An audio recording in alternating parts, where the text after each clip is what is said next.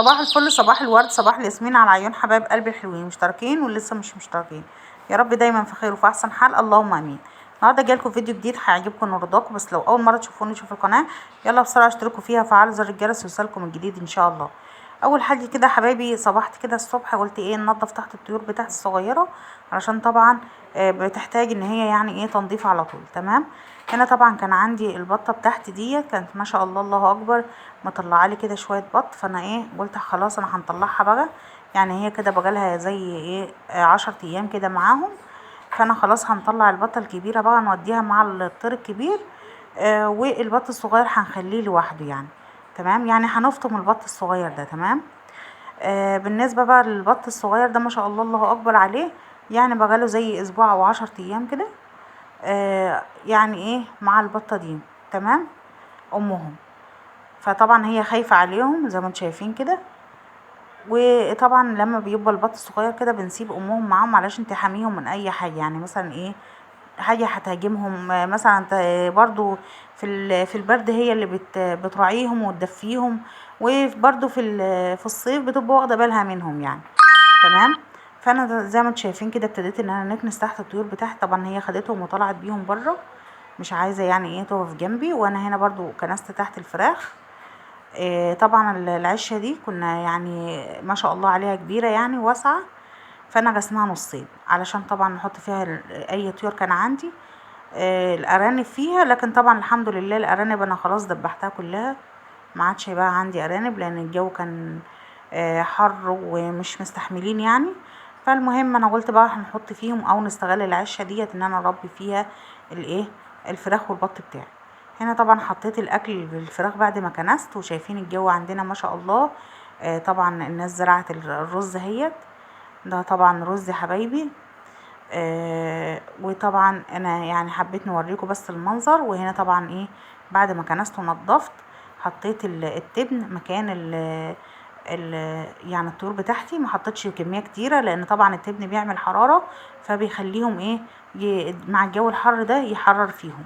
لكن انا حطيت شويه صغيرين بس عشان الارضيه، عشان يعني ما ياكلوش من المكان ان هم بيعملوا الحمام بتاعهم. وهنا طبعا مسكت البطه اهو، هندخلها بقى ايه مع البط الكبير ودول لوحدهم كده. تمام.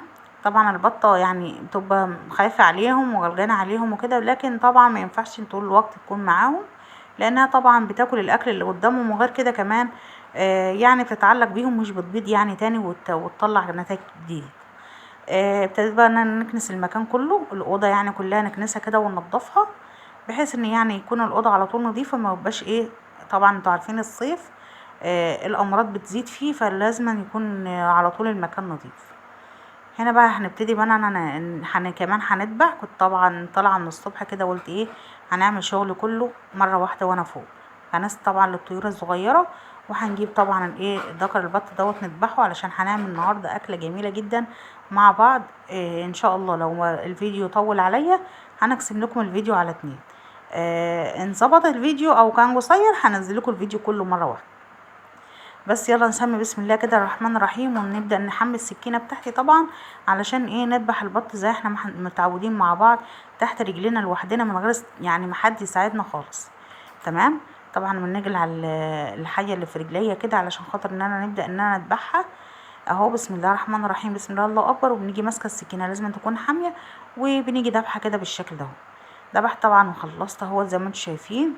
هنبدأ بقى ان ايه نحط البطه طبعا لسه ما كانتش خلصت، فايه وقعت من العجان تاني وانا قعدت نضحك على روحي.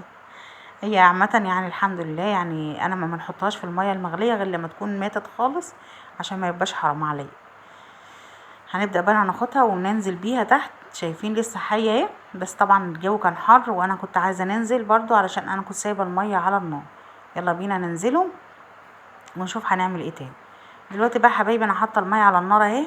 الميه طبعا غلت، لازم ميه البط تكون بتغلي كويس لان طبعا البط ريشه بيبقى ناشف، فلازم ايه الميه تكون بتغلي كويس. لكن طبعا لو البطه بتاعتك لسه يعني سنها صغير غلبي البطه على طول بحيث ان هي ما ايه يعني ما تعملش معاكي تتسلخ معاكي والجلد بتاعها يطلع في الريش، علشان شكل البطه مش اكتر. يعني هو اولا ما حدش بياكل الجلود والكلام ده، لكن طبعا علشان شكل البطه اللي هي الخارجي يبقى شكله حلو يعني.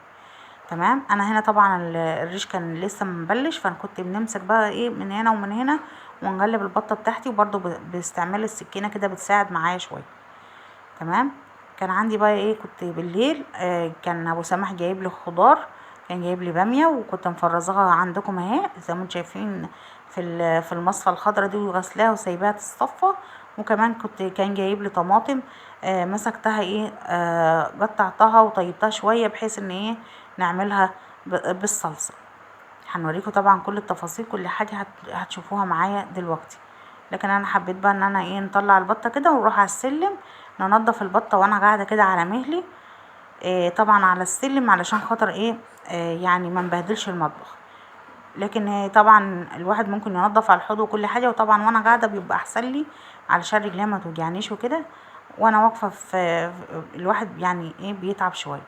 هنا بص يا حبايبي انا بنشيل الريش ازاي. بصوا هنا بيبقى فيه دبابيس كده في البط لما يبقى لسه مجدد او لسه هيزيد شويه، فانتي بتاخديه من ايه بعكس الريش علشان خاطر يسهل عليكي موضوع التنظيف ده. هنا طبعا انا ابتديت نوسع على نفس الرزق شويه، يعني ايه وسع على نفسك عشان رزقك يوسع. جبت الصينيه دي وحطيتها كده بالشكل دهوت، وابتديت ان انا انضف بقى ايه الريش وود زي ما انتم متعودين، انا منضفه معاكم كذا مره فمش هنطول عليكم. هنا بقى زي ما انتم شايفين اهو، كنت انا بنوريكم بقى الخضار ده كان من بالليل. انا طبعا طيبت الطماطم كده نص طياب وسبتها تبرد، وهنا كان جايب لي خيار وكان جايب لي بتنجان وطماطم طبعا للتلاجة وبطاطس وخضار وباميه. طبعا انا طبخت يوميها باميه وفرزت الباقي، وهنا كان معايا فلفل احمر برضو هريسه شطه، عملت كميه ما شاء الله لا بأس بيها، حاجه كده يعني ايه جميله جدا. كل الحاجات دي طبعا هتخش التلاجة الا الطماطم بس اللي هي ايه هتبرد ونعملها الصبح، والبامية هتنغسل وتتصفى علشان طبعا لما ندخلها التلاجة ما تكونش فيها اي مشكلة. زي ما انتم شايفين كده. خليكم بقى معايا بكره لما نيجي نوريكم الطماطم لما ضربتها ما شاء الله في الخلاط. شايفين سمكها جميل جدا، طماطم احسن من الصلصه اللي انت بتشتريها من بره. طبعا الطماطم رخصت اليومين دول، يعني لما تشتري مثلا شويه طماطم وتفرزيهم في التلاجة طبعا علشان العيد وكده هتبقى جميله جدا.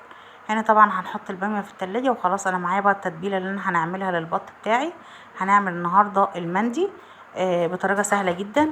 انا هنتبل بقى البطه بتاعتي كده تتبيله المندي، وزي ما انتم شايفين كده جبت معلقتين من الطماطم الصلصه اللي انا كانت معايا وحطيت عليها شويه من